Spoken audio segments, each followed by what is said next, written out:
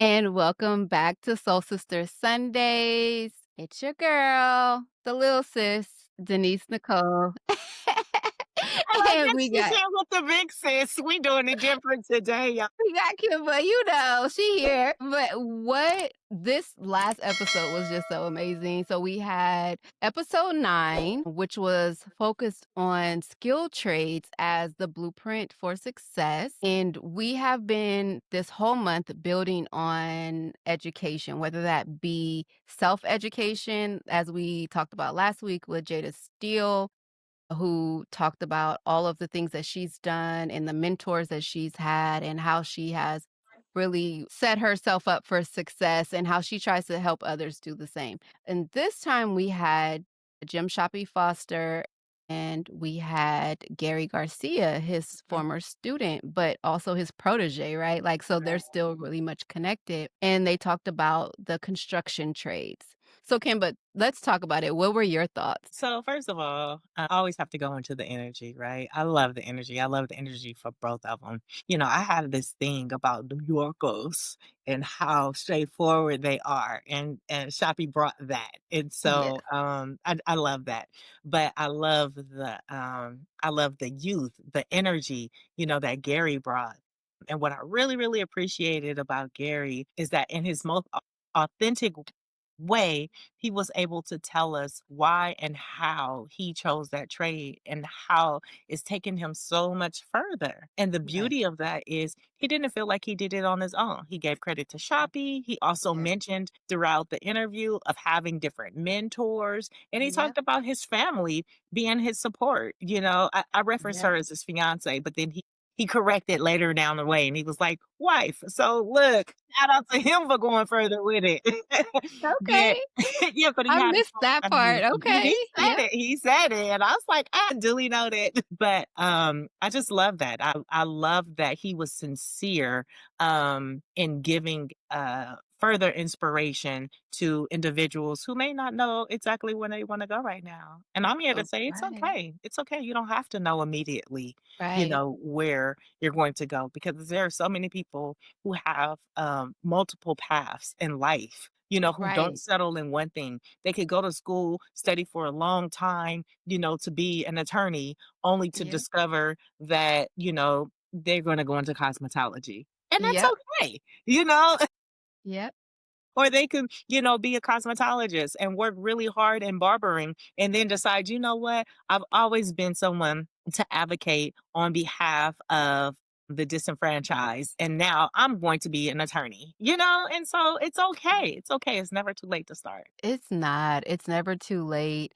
And with these youth who are taking control of their life, that is so important to me because as much as we know that when kids get to 17, as a matter of fact, let's take it back. Let's be honest. When we're like 13, 14, 15, we feel like, oh, I know what I want. I know what I'm doing. Don't nobody, don't tell me anything. I know what I'm doing. And then we begin to realize we don't know much, especially when that 18 comes and you have a parent who's like, okay, so what you gonna do since you knew what Right. you were gonna do? And the what Gary showed me, and he serves as proof, is that what you said, you don't need to know everything, but you need to have access.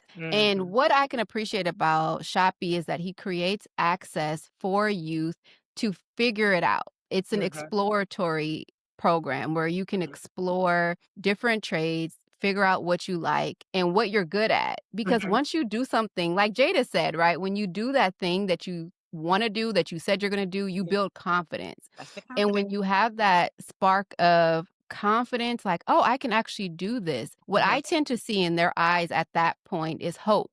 There's hope for their future. So when I've seen youth who I've worked with in the criminal justice field who have been put down by the courts, by their community, by law enforcement, by some of their own family, and they feel like they can't do anything Mhm. worthwhile or anything positive, they become discouraged. And sometimes that leads them deeper into the world that we really are trying to pull them from. But when they are exposed to opportunities that bring out that spark of, oh, you know what? I can actually do this, make a living, not be justice involved, not be in the streets, not be in a gang.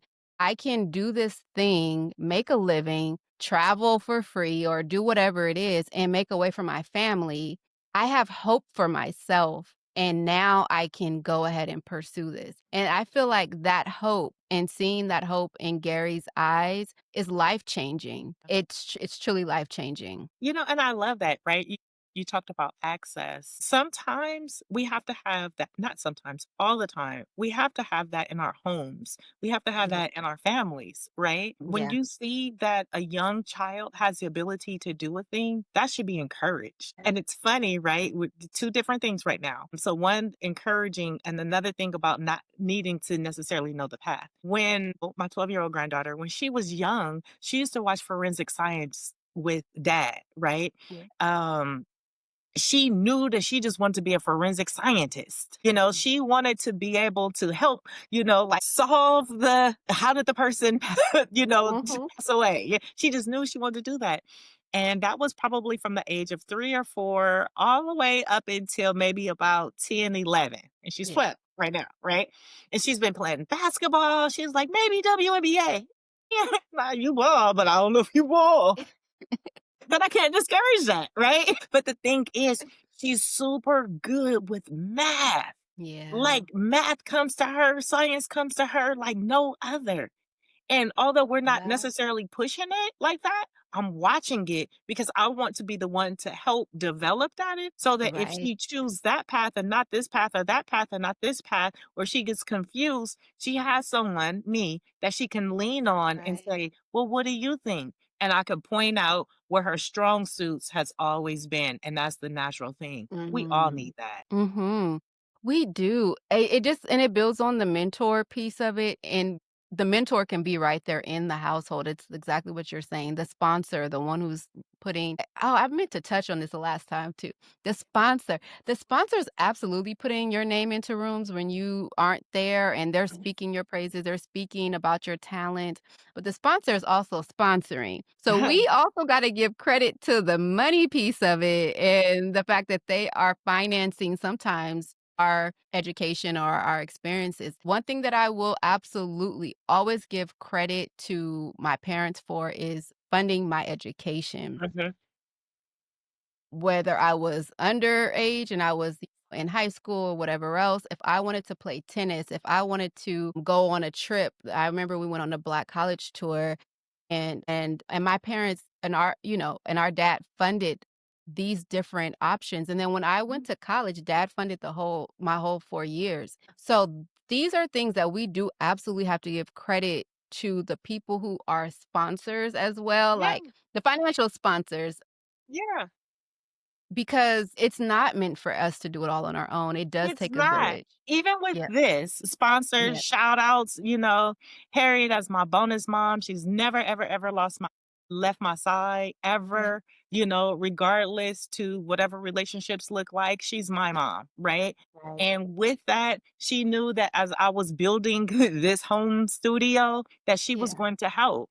And so thank you once again because it's because of her that my webcam showed up because she says, what can I do to help? And she's the one that made the webcam possible. Thank you, Well, now Chicky. you need to be the one to plug that thing in and get it hooked up, I okay? But thank you so much to our sponsors, to everyone who has supported us in sponsoring and even in a free way by liking, subscribing. am. We appreciate that. And we are trying to get to 100 subscribers. We are super close.